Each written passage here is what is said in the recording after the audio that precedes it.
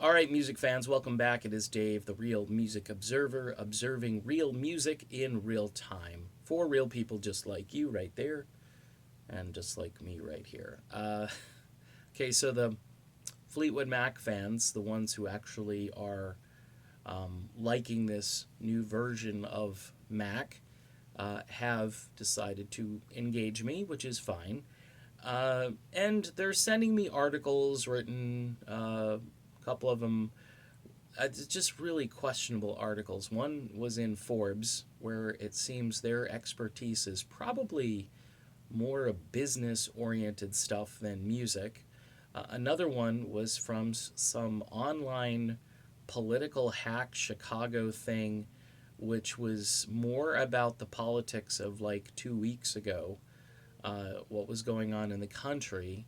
And they kind of used Fleetwood Mac's appearance in Chicago as some kind of a, I don't know, rebellion piece against what happened, even though the band, they admitted the band said nothing about what was going on, which, by the way, is a really smart tactic, especially if you're breaking in a couple of new guys in the group. And uh, the first thing you do to going political wouldn't be helpful.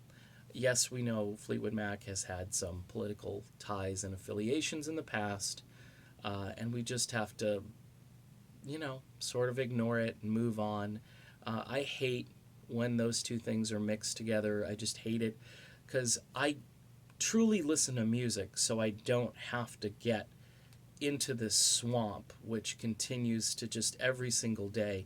It can ruin your life. And the people writing this article seem to want to ruin your life rather than to talk about Fleetwood Mac and talk about the merits of their music and how they sound now.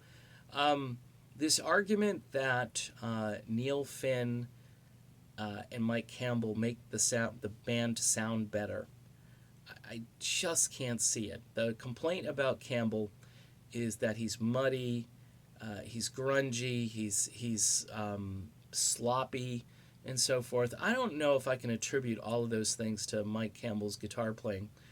I will say this: he's just so much different than Lindsey Buckingham. Lindsey Buckingham has this very innovative finger picking sort of style that I think he invented. I think it's his thing. I don't know anybody else who plays guitar like Lindsey Buckingham plays it. And for you guitar freaks, you'd have to study it and figure out how he's doing what he's doing because it's completely otherworldly. I know Campbell borrows a lot from slide guitar players, Dwayne Allman, and you can go down the list of people I think who probably influenced Mike Campbell. And Campbell, let's be honest, he was a high in demand studio guy in the 80s. Don Henley, in particular, I think of Boys of Summer. It's pretty much a Mike Campbell song with a little bit of Don Henley thrown in there. But, as far as fitting in with this group, both of these men just were, it's just a different flavor, it's a different feel. And the people who argue for this, who say that, well, Fleetwood Mac has always been changing and evolving. No. Fleetwood Mac has been a band, I think, that has gotten better with Buckingham, Nix, and McVie in place. All of those people have grown musically. And I think your architect genius, the guy who produces, arranges, hears things that you don't hear. I mean, he's got that Brian Wilson thing going for him. If you have him in the group, he makes everybody else around him better. Neil Finn and Mike Campbell aren't going to be those kind of players. They just aren't. They're, placeholders. They're put in there to fill a role. They're hired guns, by the way. So if anybody thinks they're going to get big paychecks, not in the world of Irving Azoff. Buckingham would have made $12 million. I don't think Neil Finn or Mike Campbell, between the two of them, are going to take in $12 million. Probably 3 or 4, I would think, at the most. And I hear that this tour is not going to be extended, at least right now.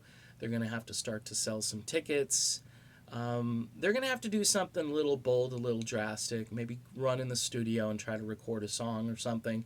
I mean, I don't know how effective that would be either to kind of bolster things.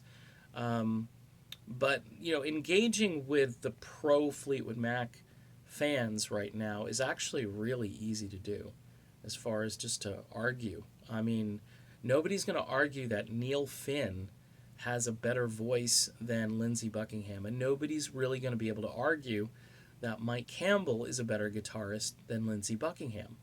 And to say that Lindsey was just a drag on the group, I've been hearing some of that. It's just goofy. How is he a drag on the group? I think he's the only thing that's keeping or was keeping the creative energy alive in the group. Now, again, here's the thing: when something shiny and new appears, it always looks good at first. It's always like, wow, shiny new, Neil Finn, Mike Campbell, and Fleetwood Mac, and a lot of curiosity stems from the shiny new. But when you actually open the package up and hear what's inside, you start to reminisce and think back. Now, it's worked for the Eagles, I get it. The Eagles, though, had a different dynamic. They brought in Glenn Frey's son. Glenn Frey passes away, so it isn't like Lindsey Buckingham, who is still alive and well. All right? They replaced one guy with two, and Fleetwood Mac did the same thing. They replaced one guy with two, and they're both managed by Irving Azoff. Just a little coincidence that I like to throw in there. So, in any event, engaging the Fleetwood Mac fans, the ones of the current lineup, is an interesting thing, and I will continue to do that and update you on my progress. See you soon.